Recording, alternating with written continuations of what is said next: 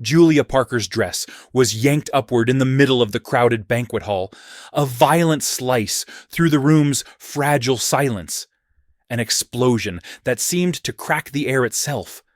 She froze, hands trembling, as she scrambled to pull the fabric back down, while laughter whistles and hushed whispers spiraled around her like thin blades skimming across her skin.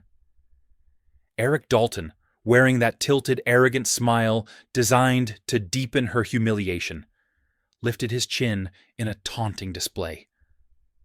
The cold LED lights of Harbor Tech's conference ballroom washed over Julia's face, revealing every overlapping emotion, shock-shame, buried fury, and a quiet ache no one cared to see. Yet, just as the crowd erupted into warped laughter, her mind dropped into a strange emptiness, a moment where the world seemed to collapse and sharpen at the same time. She heard her own heartbeat pounding against her ribs, fast, forceful, as if reminding her she was still here, even while the entire room turned its back on her. In the distance, Claire Benson narrowed her eyes, lifting her champagne glass with a smirk that said, "You deserved it."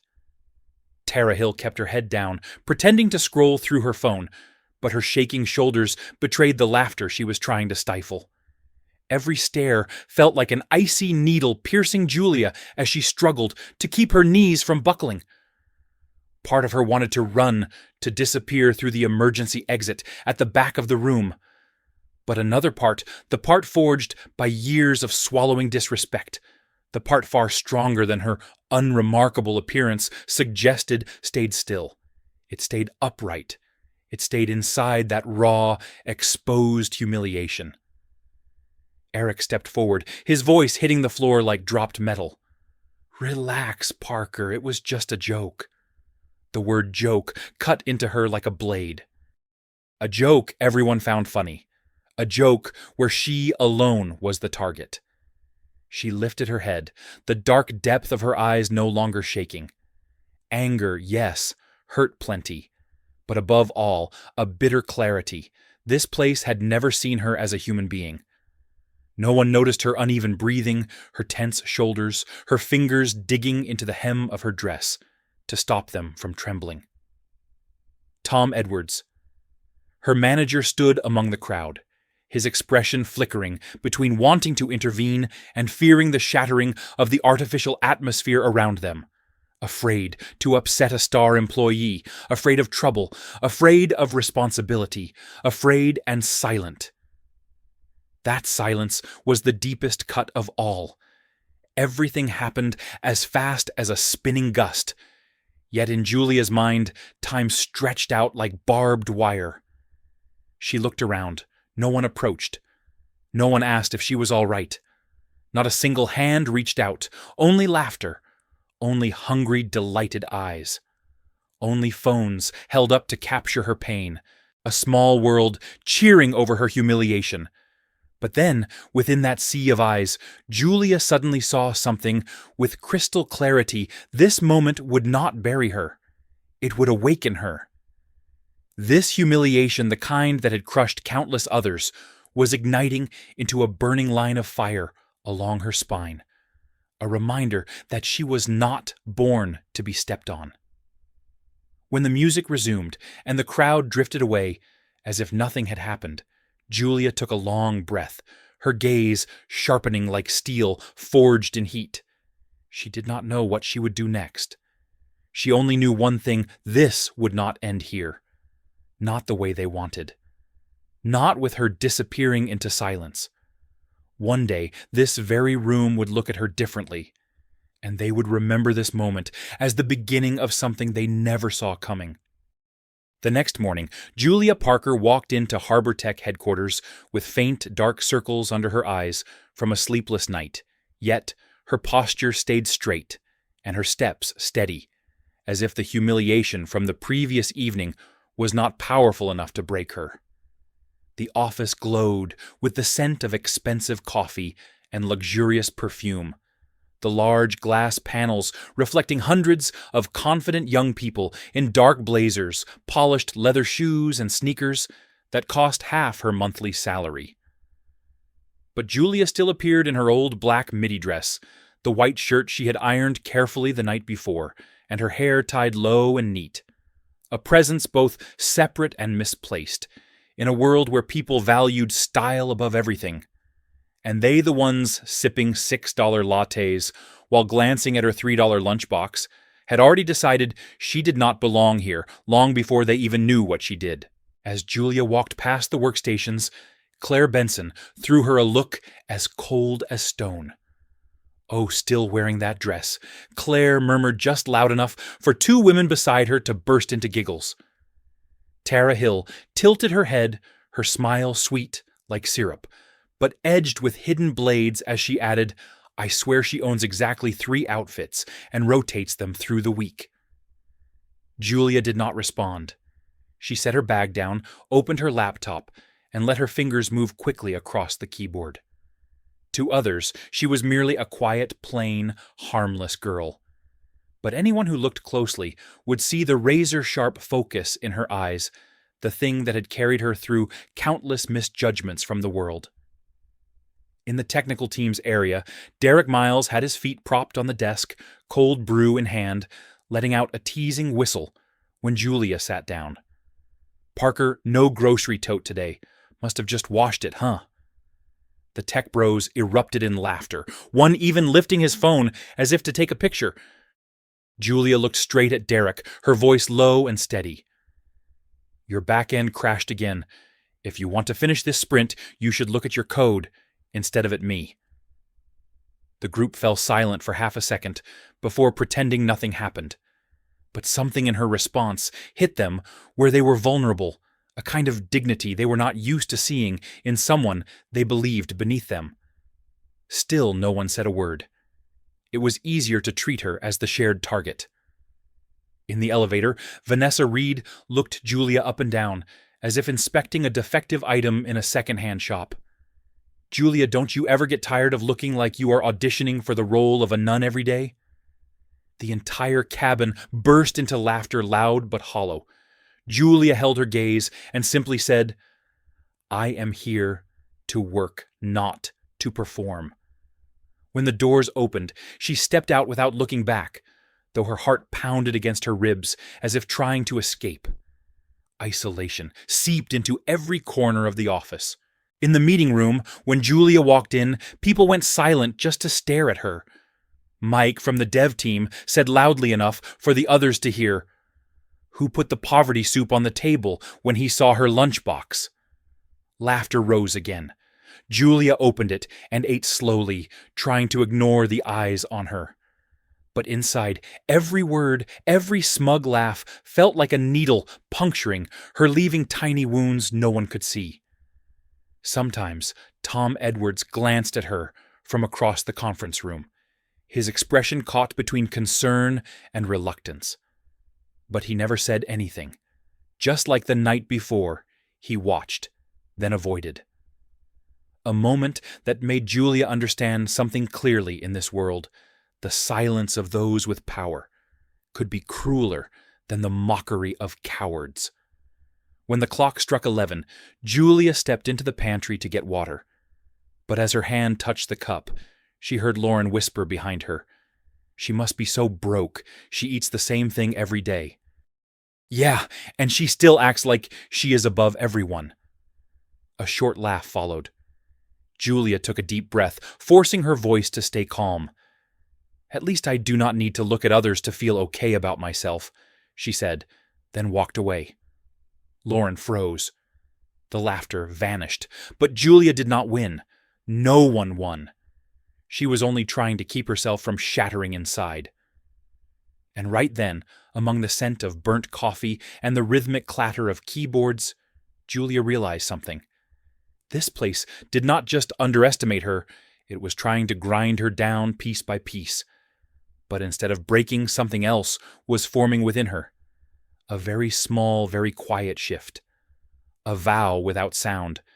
A change taking root so deep she had not yet recognized it that she would never bow her head to anyone again. That afternoon's client meeting was one of the most critical demos of the quarter, and the entire Harbor Tech team was practically feverish with tension. The wide conference room, with its glass walls reflecting the Seattle sunlight, felt like a grand stage where every breath was heavy. When the clock struck 3 o'clock sharp, everyone was in position. The large display was connected. The slides were open, and Tom Edwards stood at the front with a strained smile he was obligated to hold. But the heart of the meeting, the software demonstration, began to fall apart exactly 30 seconds after the client appeared on the Zoom screen. A strange beep echoed, the display flickered, and then went completely black as the entire system collapsed, as if someone had yanked out its spine, leaving the room in suffocating silence. Tara covered her mouth. Derek muttered a quiet curse. Claire looked at Tom, her face ashen like dust. Tom stammered, "I am sorry, everyone. It seems there is a system issue." On the other end, the client, a silver-haired CEO, frowned in disappointment. "If you are not well prepared, we have many other options." Every word fell like a hammer. The room spun in chaos. Someone typed frantically, someone else called IT, and someone began blaming a piece of code they were not even sure they had reviewed. In the middle of the frenzy, Julia Parker, the person mocked, ignored, and treated like background furniture, sat in the last row with her hands gently clasped. No one noticed her. No one asked for her input. No one imagined she could save the situation. But Julia saw what they did not: the structure of the failure, the timing of the crash, the way the screen glitched. This was not a server error. This was a backup configuration issue, one she herself had fixed the week before, but no one had bothered to merge into the main branch. Julia opened her laptop, her fingers moving swiftly, as if time itself had been peeled open. While the room buzzed like a broken hive, she navigated to the right file, the right layer, the right logic. In 3 minutes, she rebuilt the backup configuration.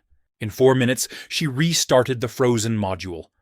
By 5 minutes, she was already sharing a secondary screen with Tom, who did not even realize someone at the back was rescuing the entire presentation.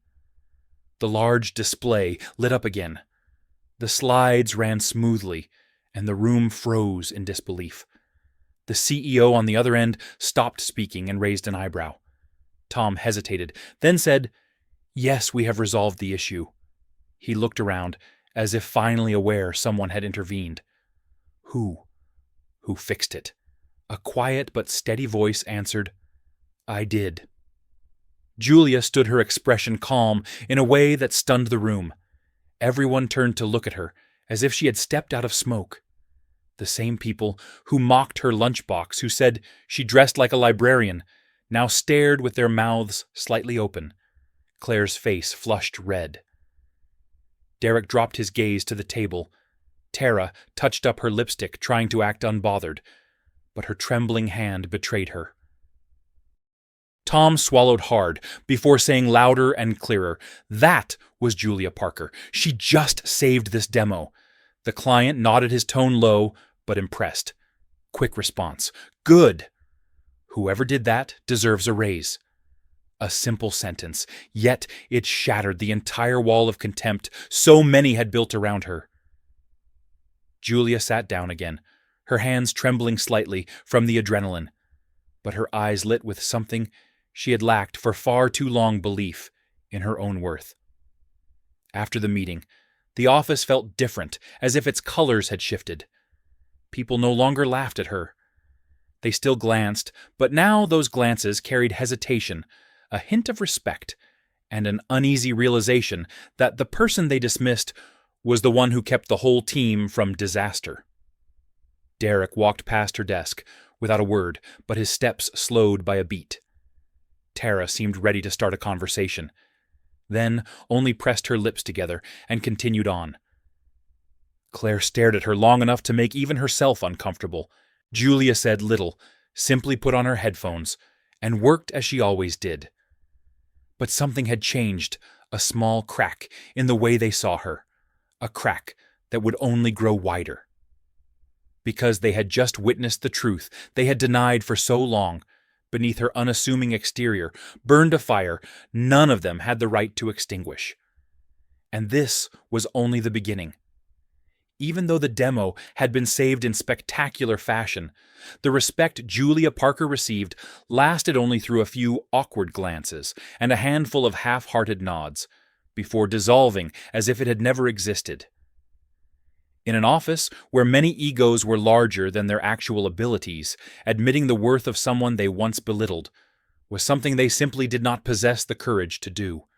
And so the cruelty continued becoming more subtle and more venomous, as if Julia's small victory was a thorn they needed to remove by proving she still did not belong. In the cramped elevator the following morning, Vanessa Reed looked at Julia through the mirror, her soft laugh carrying a blade. It was just luck anyway, right? A tiny glitch, and suddenly you are hailed as a hero. The group beside her burst into approving laughter. Julia did not respond. She simply adjusted her bag strap, her expression calm, though a faint sting tightened in her chest. In the pantry, Mike from the back-end team blocked the refrigerator the moment she walked in. "Hey, Parker, what are you eating today? Let me guess, canned soup fits your style perfectly." His friends erupted in laughter. Julia set her water bottle on the cold metal counter, her voice light but sharp. "At least my soup does not take production down like your script." The laughter stopped instantly. Mike flushed red, but as usual, he turned away, muttering a quiet insult, just loud enough for her to hear, yet not enough to be called out. Sprint meetings grew harsher. Rachel from Data Analytics interrupted Julia every time she tried to contribute. "All right, Julia, let the experienced people talk." Each time that happened, Julia kept her tone steady, though. Under the table, her hand tightened her nails, digging into her skin. Then there was Lauren, always cheerful in front of management, but one of the sharpest tongues in the office, cornering Julia near the printer arms, crossed and smile dripping arrogance. "You know why they never assign you a project lead, right? You just do not have the image. You are good enough to assist, but do not dream of becoming a lead." Julia met her eyes, her gaze no longer trembling. Image cannot run code, and it also cannot save a dying system. A flicker of embarrassment crossed Lauren's face before she propped a hand on her hip, forced a small laugh, and walked away, leaving Julia alone in the scent of hot paper and a heaviness pressing against her chest. The wounds from those words did not hurt because they were true, but because they were repeated so often, so consistently, like drops of water, eroding her self-worth piece by piece. Yet what hurt Julia more was the silence of Tom Edwards, the only person with the authority to end the bullying. He saw it, he knew it. He witnessed every cruel joke and every moment she was isolated, yet he chose the safer path, silence. That silence made Julia feel like a ghost present, but not worth anyone standing up for. The breaking point of that toxic spiral came on Thursday noon in the tiny break room where Julia was opening her homemade soup. Mike's group sat across the room, their conversation loud and intentionally amplified. "Did you see Parker's dress, Bet? She is wearing the one that got yanked at the company party." Another voice added, "Yeah, and who would bother pulling it again? Might rip the only thing she owns." Laughter exploded, filling the room. Julia took a deep breath, closing her eyes for a few seconds, to push back the burning sensation crawling up her neck. She stood to leave, but Mike stepped in front of her, his tone half joking, half taunting. "Relax, Parker. You are too sensitive. We are just having fun." Julia looked at him no longer with hurt or fear, but with a sorrow so deep it seemed to reach the bottom of her heart. If hurting someone is your idea of fun, then that fun is cheap. Mike had no response. His friends fell silent. But as Julia walked out of the room, her shoulders slumped slightly heavier than the backpack she carried. In that moment, Julia understood something. They did not hate her because she was weak. They hated her because she made them confront themselves, their shortcomings, their insecurities, and their fear of being outshined. Their cruelty was not just habit. It was a shield for their fragile egos. Julia returned to her desk, hurting yet more aware than ever. She felt the storm was far from over. But deep inside, a tougher current was beginning to rise, quiet but powerful. A current that told her that if she wanted to change her fate, she would have to do something she had never dared to do. And no one in that office knew that a real storm was about to break. On Friday afternoon, the Harbor Tech office buzzed with preparations for the usual team gathering snacks, pop music, cold beer, and half-genuine, half-performative conversations meant to look friendly. Julia Parker stood near the edge of the room, holding a cup of water, trying to steady her breathing, while the noise swirled around her, like a vortex threatening to pull her under again. She did not trust these gatherings, but she could not avoid them forever. The neon lights cast a cold, greenish hue across her face, making the exhaustion beneath her skin even more visible. She was tired of the cruel comments, the contemptuous looks, the silence of those who should have protected her, but she still stood there, simply stood existing in a space that constantly tried to erase her. While Julia kept her quiet distance, the crowd immediately gravitated toward Eric Dalton, the man who had yanked her dress at the company party.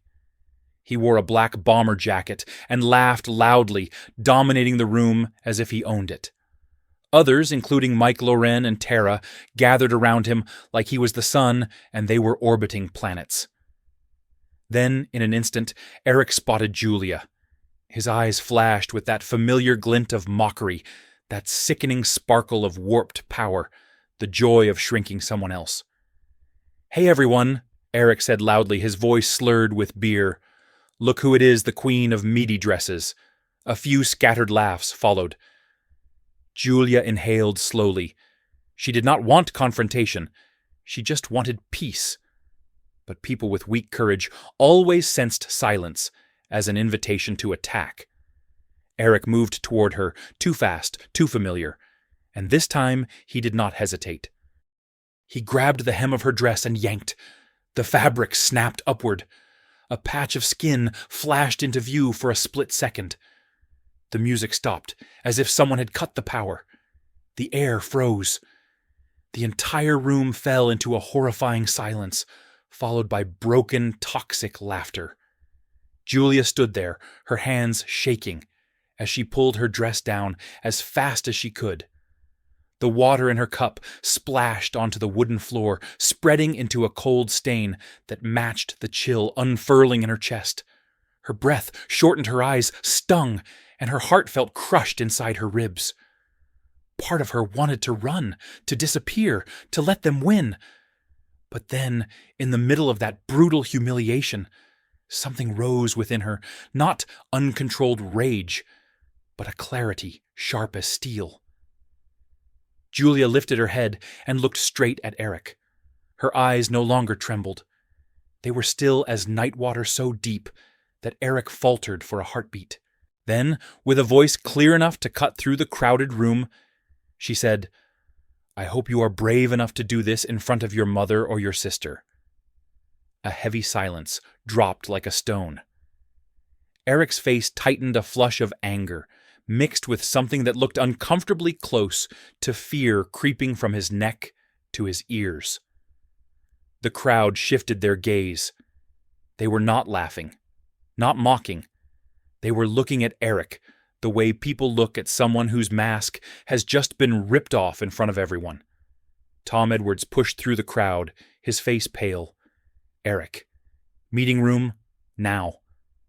His voice was not loud, but sharp enough for the entire room to hear. Eric opened his mouth to protest, but Tom had already grabbed his arm and pulled him away. The meeting room door slammed shut behind them. The music resumed, but no one danced. They only looked at Julia, not the way they used to, but with a mixture of shock, guilt, and something they had never wanted to admit, Fear. Julia stood still, her hands clasped her knuckles white. She did not cry, she did not speak, she did not run. She simply stood. And that unwavering stance was exactly what held their eyes on her. In that moment, no one said it out loud, but everyone knew what had just happened would change everything. For Eric, for Julia, for all of Harbor Tech. Because the girl they had underestimated the most had just shattered the silence they depended on to do their worst. And that moment set the gears of a coming storm into motion, a storm that would sweep away the toxic culture they once believed was normal. Julia Parker was no longer an easy target. She had become the spark of an awakening across the entire office. On Monday morning, the atmosphere at Harbor Tech hung heavy, like a storm ready to break. No one said a word, yet the avoided glances, the half-finished whispers, and the slowed footsteps whenever someone passed Julia Parker's desk all signaled the same truth. What happened on Friday night could not be buried. Julia walked into the office, wearing her familiar black dress and a white shirt so crisp it seemed to challenge every past insult. But in her eyes there was a new kind of calm, not resignation, but the clarity of someone who had already decided what she must do. When she powered on her computer, her hands did not tremble. She opened the document she had prepared over the weekend, every line and every period sharp as a scalpel, specific dates, names, insults, spoken to her degrading behaviors. Every moment she had been humiliated in front of a crowd. At the end, she added a single statement. I submit this report, not for revenge, but to protect those who come after me from what I have endured. Just one sentence, yet it held every sleepless night, every moment she stood in front of a mirror, trying not to break every time she questioned whether her existence in this place meant anything at all. And then, with one steady breath, she pressed send. The email was sent to HR, with a copy forwarded directly to the executive board. It took 3 seconds, yet the soft ting echoed like a fault line cracking across the entire building. 10 minutes later, the HR department erupted like a hive struck open. The people who once ignored Julia now rushed to open the email, reading each line with a cold shiver running down their backs. No one expected the quiet girl to have documented everything with such precision that it left them stunned. Emergency meetings began one after another. HR met with legal. Legal met with the executive board. And 1 hour later, a company-wide email was sent out this afternoon at 3 o'clock mandatory meeting in the main hall.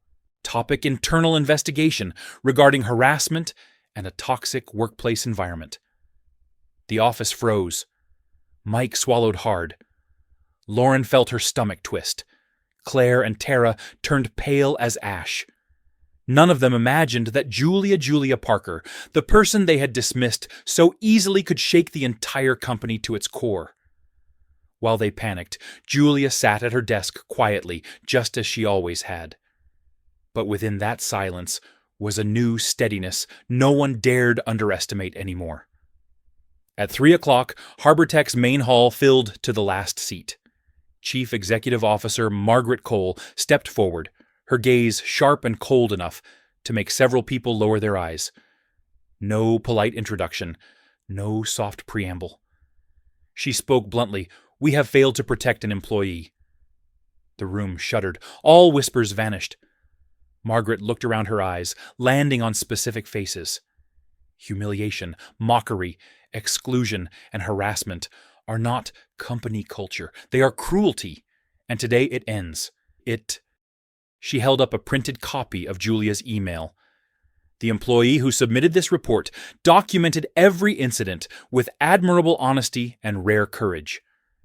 Julia sat in the 4th row, her hand resting lightly on her thigh, trying to keep her expression composed even as her heart raced. Margaret continued, "Harbor Tech will not conceal wrongdoing. Effective immediately, Eric Dalton is suspended during the investigation.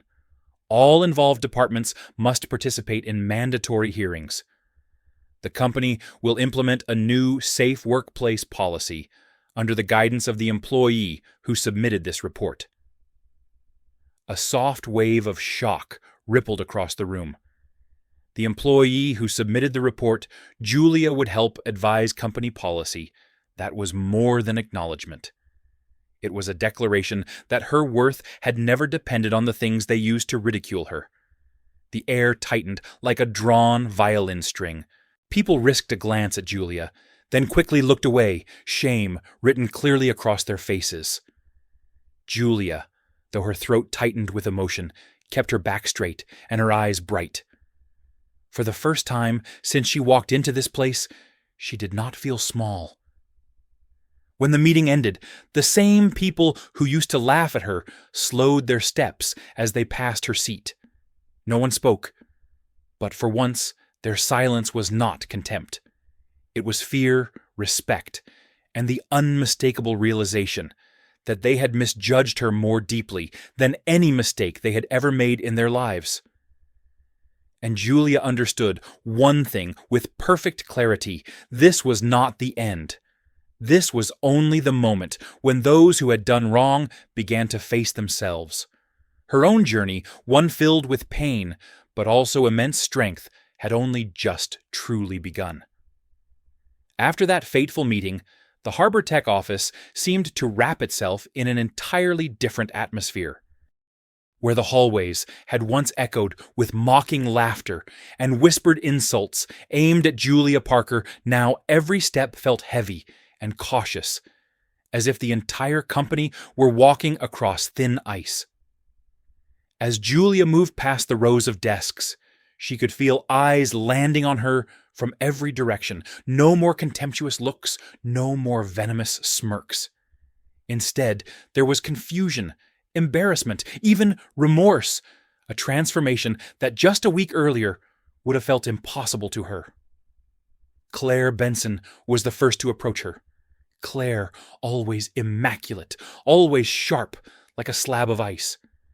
But today she walked to Julia's desk with her hands tightly clasped, her shoulders slightly hunched, her voice so small it could have been swept away by a breeze.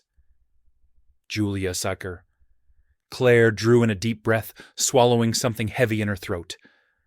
I am sorry. Those two words dropped into the stillness like a stone into calm water, sending ripples through Julia's mind. Julia looked up, her eyes neither cold nor sorrowful, only steady, the steadiness of someone who had walked through a storm and remained standing. Thank you for saying that, she replied. No accusations, no demands. That gentleness made Claire bow her head even lower before walking away quickly, as if afraid she might crumble if she stayed any longer. An hour later, Tara Hill sent an email, a single short line. I am sorry for laughing and staying silent. I was wrong. Julia placed a hand over her heart and let out a slow breath.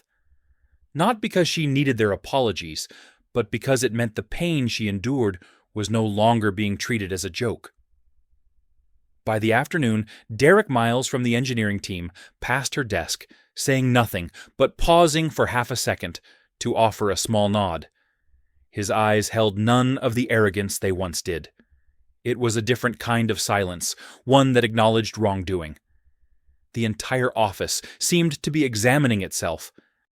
New posters filled the hallways. Speak up. We are listening. Respect is the foundation of innovation. No one deserves to be silenced. HR even placed an anonymous feedback box in the common area, something unheard of in the company's previous culture.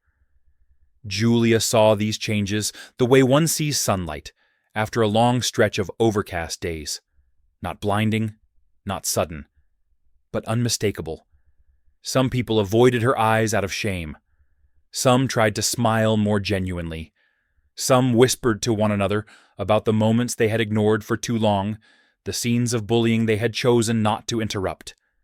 And the thing that surprised Julia most was how many women colleagues who once saw her as nothing more than a faint shadow quietly approached her during small breaks. A young intern whispered, "You did what I never had the courage to do." "Thank you." A QA analyst set a cup of tea beside Julia and said softly, "You reminded us that silence makes us complicit." Julia smiled, gentle like a thin ray of light on a cold day, not because she felt like a hero, but because she realized her pain had become the thing that helped others find their voice. In the hallway, Lauren, the one who crafted the sharpest, most piercing remarks, leaned against the wall, looking like someone who had just confronted an uncomfortable truth. She walked toward Julia near the end of the workday, her eyes stripped of pride and replaced with fatigue. "You did not deserve any of that," Lauren said, her voice hoarse. "I was wrong in more ways than I realized." Julia held her gaze for a long moment before replying, "What matters is that you understand that now." Lauren nodded slowly, as if relieved of a weight. As the late afternoon sun spilled across the glass building, the entire office seemed to quiet down. Julia sat at her desk, the golden light falling across her hair, making her look nothing like the plain girl who got bullied, but like the central figure in a shift long overdue, a catalyst, a reminder, a final punctuation mark to a toxic culture that had been allowed to take root. And Julia understood one thing clearly: this change was not a miracle handed from above. It was paid for with her pain, her loneliness, and her courage. If once no one looked at her now, they saw her. If once they dismissed her now, they listened. And what Julia did not yet know was that these changes were only the beginning of a far greater turning point, one connected to someone in her life whom almost no one knew existed. In the days following the all-hands meeting, the changes at Harbor Tech did not only show in the cautious glances or the careful tones of its employees, but also in the quiet curiosity spreading through the office about who Julia Parker truly was, the woman who had once been treated like a shadow, and now stood as the symbol forcing an entire company to confront itself. Then a seemingly small coincidence became the spark for a much larger revelation. One quiet afternoon, as Julia unlocked her phone to check a message from her father, the lock screen lit up with a photo of her standing beside a man in military uniform, a commanding presence with sharp eyes and a posture carved from discipline. Tara Hill happened to walk by, glanced at the screen, then stopped as if she had seen something that shattered every assumption she ever held about Julia. "Julia, the man in that photo, is Tara," asked her voice caught between hesitation and curiosity. Julia looked up and answered gently, "My husband, David Parker. He serves in the military." Tara froze.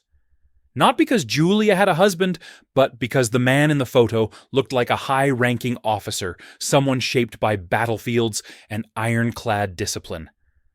Tara wanted to ask more, but Julia simply smiled and returned to her work, leaving Tara standing there with 1,000 questions racing through her mind. Rumors spread like wind, threading through the rows of desks. Julia's husband is in the military. He looks really high rank. Why did she never mention it? By late afternoon, the rumor evolved into something far more shocking. A finance department employee stumbled across an old article that mentioned the name Julia Miller Parker on the list of heirs to the Miller family, a wealthy and influential lineage known across the East Coast. Some refused to believe it. Some were so stunned they had to sit down. Some felt their stomach drop with shame as they remembered the times they mocked her cheap lunch, her $2 soup, her simple clothes, all of which stood in stark contrast to the image of someone raised in a prominent family. Among all the reactions was a mix of confusion, fear, and absolute disbelief. Lauren was so stunned she could barely speak. Mike stood frozen in front of his screen for minutes, his usual smirk completely gone. Claire, who once judged people by their appearance, felt her hands turn cold as she realized she had mocked a woman whose life had likely been shaped by more pain and discipline than Claire could imagine. But Julia knew nothing of the spreading whispers. She simply continued working quiet and focused, never volunteering information about her past or her family. The only thing she revealed was the strength she had built within herself, a mental armor forged from the months of being trampled on. And just as the office was reeling from these rumors, the greatest truth appeared in a way no one expected. It was late evening, most employees had gone home, and only the warm yellow lights shimmered across the long rows of desks. Julia was packing up her laptop when the glass doors of the main lobby slid open, and a figure stepped in. Strong, calm, dressed in a crisp military uniform, with eyes sharp enough to slice through the silence. Colonel David Parker, Julia's husband, a man whose mere presence caused the entire lobby to fall still, as if the air itself straightened out of respect. The security guard immediately turned, standing straighter, offering a respectful nod. An employee walking past fumbled and dropped his coffee.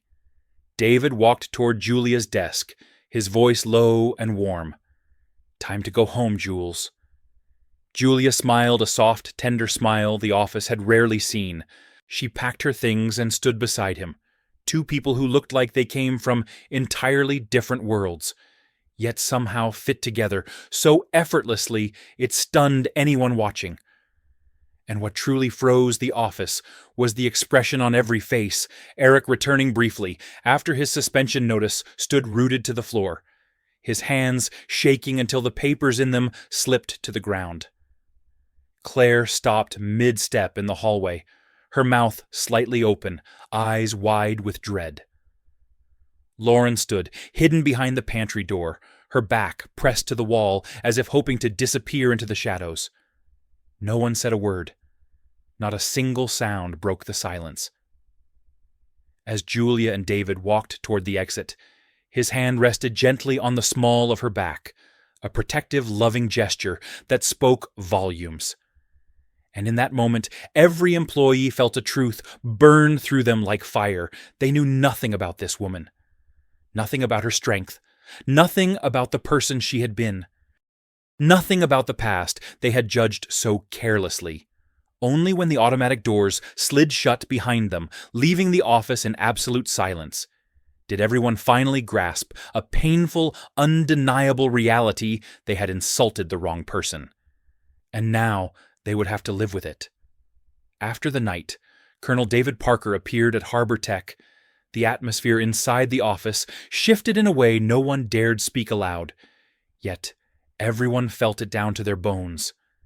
There were no more mocking laughs, no more poisonous whispers, no more dismissive eyes sliding over Julia Parker, as if she were an unnecessary backdrop.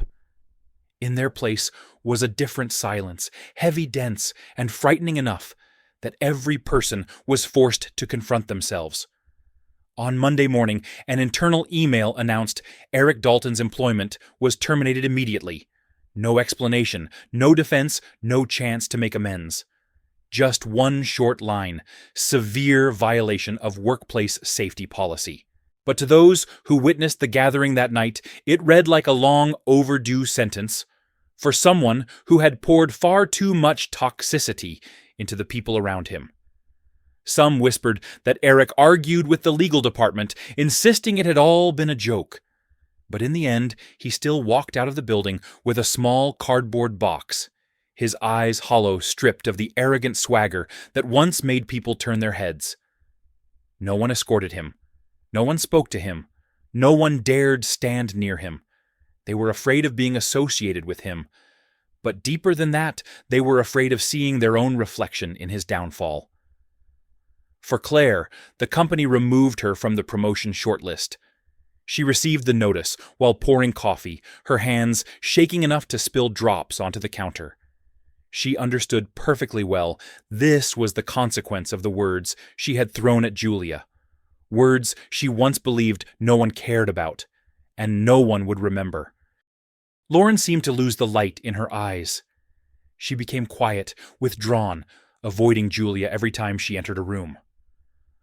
On a drizzling afternoon, Lauren silently cleared her desk, not because she was fired, but because she personally requested a transfer to another department.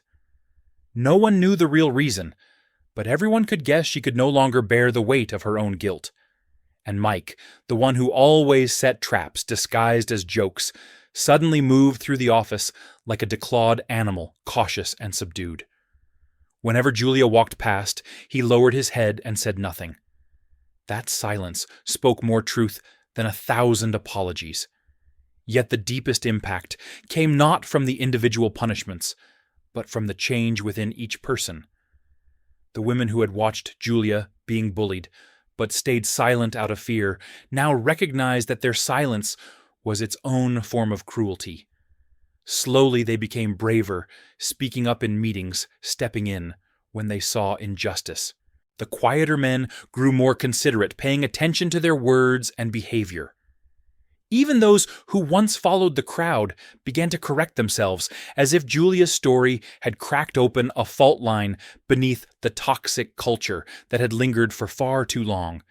And Julia, she still arrived early, carried her homemade lunch, and sat at her usual desk.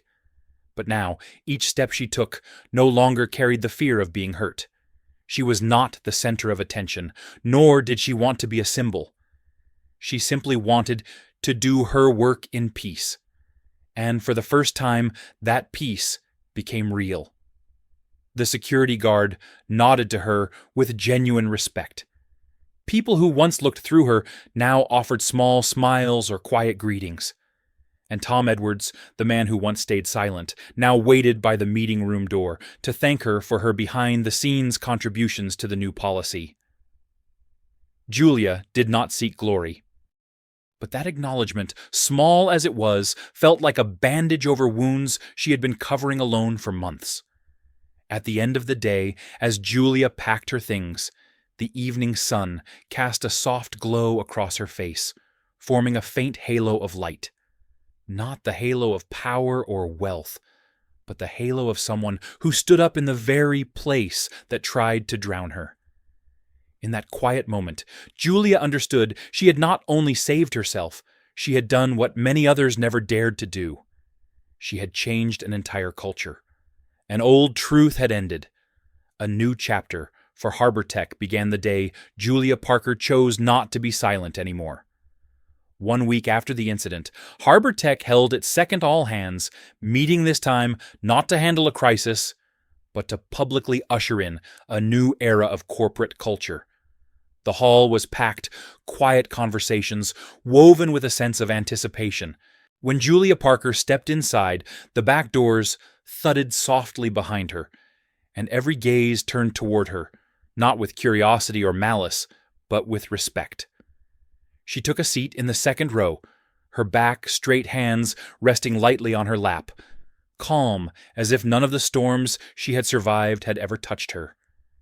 CEO Margaret Cole walked onto the stage, the lights catching her firm expression. Today, she began, her voice ringing clear like metal, striking a table. We are not simply correcting mistakes. We are starting again. She looked directly at Julia, her gaze carrying pride and admiration.